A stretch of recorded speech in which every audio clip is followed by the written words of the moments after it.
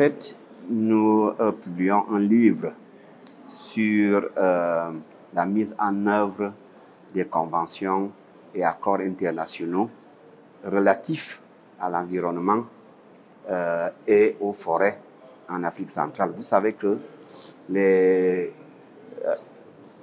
système des Nations Unies et le système mondial de manière générale suit ou bien subit une grande crise environnementale. Et il y a de nombreux instruments juridiques qui sont mis devant pour juguler cette crise. Et la plupart des pays d'Afrique centrale, mais tous les pays même de l'espace COMIFAC, ont eu à signer et adopter ces instruments juridiques. Alors la question qui se pose, est-ce que après l'adoption, il y a une mise en application effective? Si on dit, on a évalué l'effectivité de la mise en œuvre de chacune des conventions. Mais maintenant, si on met en œuvre chacune de ces conventions, est-ce qu'il y a un impact? Est-ce que ça sert à quelque chose? Donc ça, c'est l'efficacité de la convention. Et dans le cas où il y a des contraintes, des problèmes, qu'est-ce qu'il peut être proposé comme perspective pour résoudre ces problèmes? Voilà la démarche de l'ouvrage. Évaluer l'effectivité de la mise en œuvre de chacune des conventions. Deuxièmement, évaluer l'efficacité, est-ce qu'on atteint les objectifs avec ça? Et troisièmement, voir pour le futur qu'est-ce qu'on a à faire. Principalement, ce que nous avons voulu faire, ou alors faire passer dans ce message-là, c'était principalement d'abord de revenir sur le régime climatique en lui-même. C'est-à-dire, donc, de revenir, qu'est-ce que c'est? Donc, nous sommes partis depuis la Convention. Vous savez que dans l'ouvrage, l'ouvrage est bâti, on va dire, sur les engagements internationaux, mais n'oubliez pas qu'il y a 3 conventions quand même qui structurent un peu, on va dire, tout ce que nous avons dans l'ouvrage aujourd'hui. Et l'aspect climat est important. Et en partant donc de Rio, donc nous avons essayé de présenter ce à quoi les États sont engagés. C'est-à-dire ce qu'ils doivent pouvoir, on va dire, soumettre dans le cadre de la Convention. Donc, nous avons essayé de revisiter cela et donc de résumer cela dans l'ouvrage en introduction pour que le lecteur puisse davantage comprendre. Nous avons aussi essayé on va dire, de présenter la situation du climat dans la sous-région pour permettre à ceux qui lisent l'ouvrage d'avoir une réalité de comment est-ce que le climat se traduit en réalité dans la sous-région. Et partant de là, nous avons donc, dans une perspective, on va dire, de montrer comment est-ce que la Convention se matérialise dans des pays forestiers et dans les pays forestiers tropicaux. Donc, nous avons essayé de souligner ces différentes dimensions-là pour permettre au lecteur d'avoir d'abord cet aperçu. Une fois que nous avons eu cet aperçu, nous sommes maintenant focalisés sur réellement les engagements, on va dire, des pays. Et donc, pour ce faire, nous avons essayé de subdiviser, on va dire, notre approche de 2 manières. Premièrement, les aspects adaptation au changement climatique et les aspects atténuation au changement climatique. Vous êtes sans ignorer qu'en matière de réponse au climat, vous avez généralement 2 types d'approches. Vous avez l'approche, on va dire, atténuation du climat. Donc, comment est-ce qu'on fait pour, on dit en anglais généralement climate change mitigation, comment est-ce qu'on fait pour réduire le changement climatique, et ça se traduit dans la sous-région par les efforts comme ce que vous avez dans le cadre de la lutte contre la déforestation, le processus REDD, et vous avez aussi, on va dire, un ensemble de réponses qui tombent sur ce qu'on appelle l'adaptation au changement climatique. N'oublions pas que le livre porte sur les engagements. Et donc, quand on parle d'engagement, il y a d'abord la dimension institutionnelle. La dimension, vous avez une convention. Dans le cadre de la convention, on vous donne un certain nombre d'engagements à faire. Donc, ça touche les aspects institutionnels. Mais votre question me permet de souligner que les réponses dans le cadre de la convention sont de nature technico-institutionnelle, c'est même de nature diplomatique aussi par moment. Et donc ça, nous avons souligné en évoquant les aspects de géopolitique, des considérations géopolitiques à voir. Et donc, on va dire, en lisant le chapitre, vous allez voir que même si nous soulignons les aspects institutionnels, ce sont des aspects institutionnels qui reposent sur les évolutions techniques que la sous-région graduellement est en train de mettre en place. Lorsqu'on vous parle par exemple de la MRV par exemple, c'est les mesures, c'est présenter les mesures de déforestation et l'ensemble des réponses que vous y apportez. Ce sont des aspects qui sont purement techniques. Parce qu'il faut évaluer la déforestation en commençant par la déforestation brute, la déforestation nette, et ensuite tracer des scénarios de France. Donc, tous ces aspects-là sont des aspects, on va dire, techniques. Mais à la fin, vous devez être en mesure de mettre cela dans un document et puis de pouvoir présenter ça au niveau de la Convention.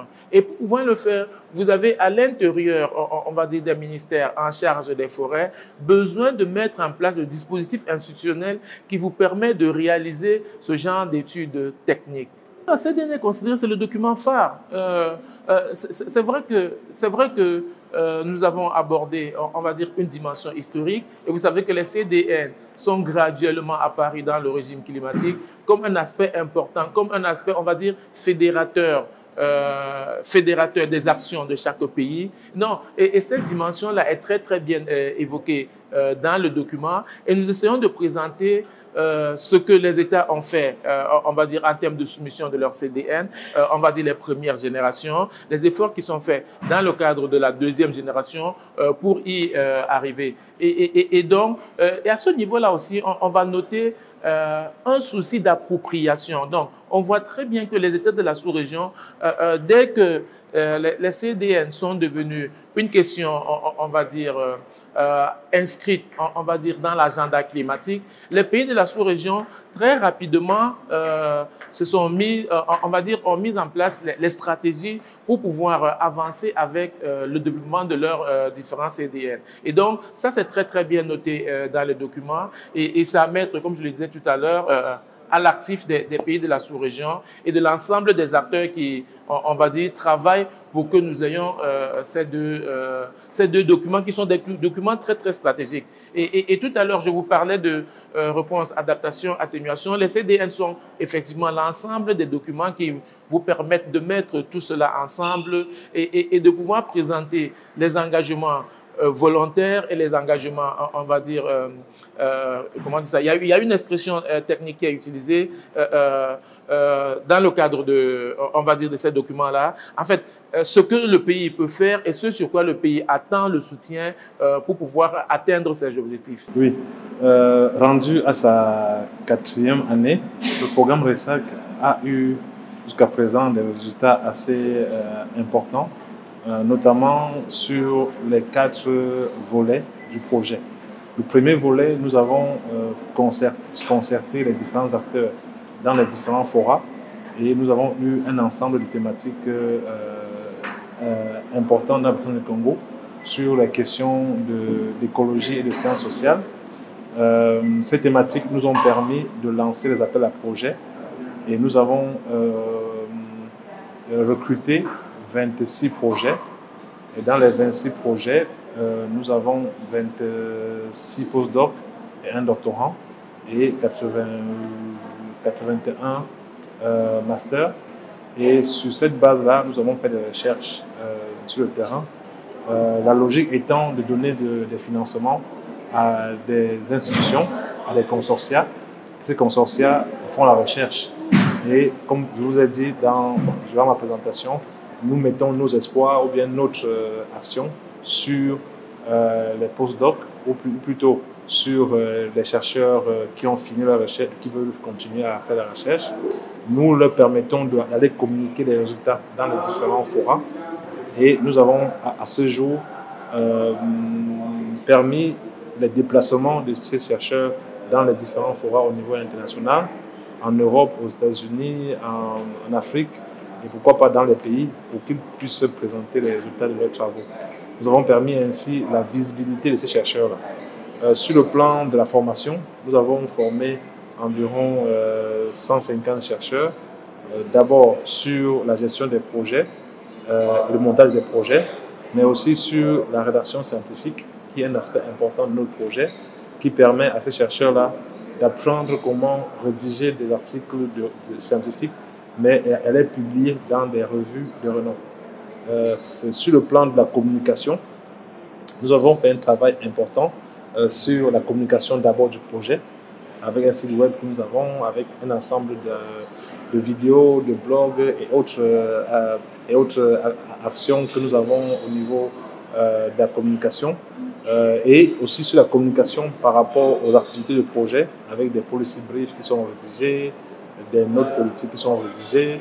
Donc, nous avons un ensemble d'activités qui ont été faites et nous sommes contents à ce jour.